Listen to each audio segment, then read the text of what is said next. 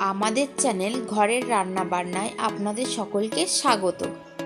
আজকে আমরা তৈরি করব ডিমের একটি অসাধারণ রেসিপি, ডিম ভুজিয়া। তো চলুন শুরু করা যাক রান্নাটি।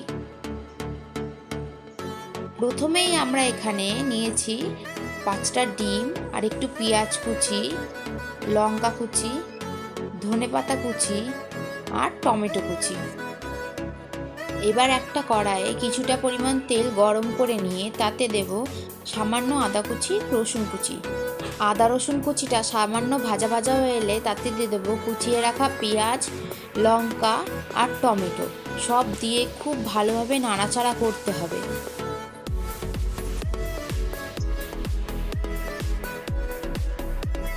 সবজিটা সামান্য ভাজা ভাজা হয়ে এলে তাতে দিয়ে দেবো নুন আর অল্প একটু হলুদ।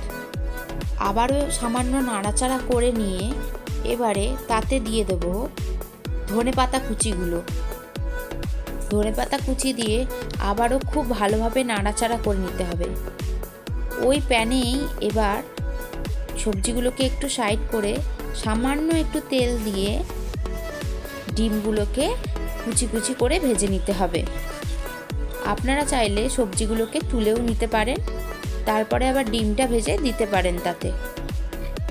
আমরা এখানে একটা জায়গাতেই করছি।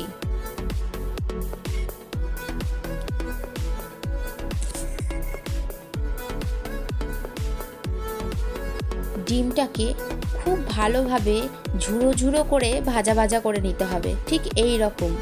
এরপর সবজিগুলোকে ডিমটার সাথে খুব ভালোভাবে মিশিয়ে আরও 2 মিনিট একটু নাড়াচাড়া করে ভাজা ভাজা করে নিয়ে নামিয়ে নিলেই রেডি আমাদের ডিম ভুজিয়া। রান্নাটি অবশ্যই বাড়িতে তৈরি করে দেখতে পারেন।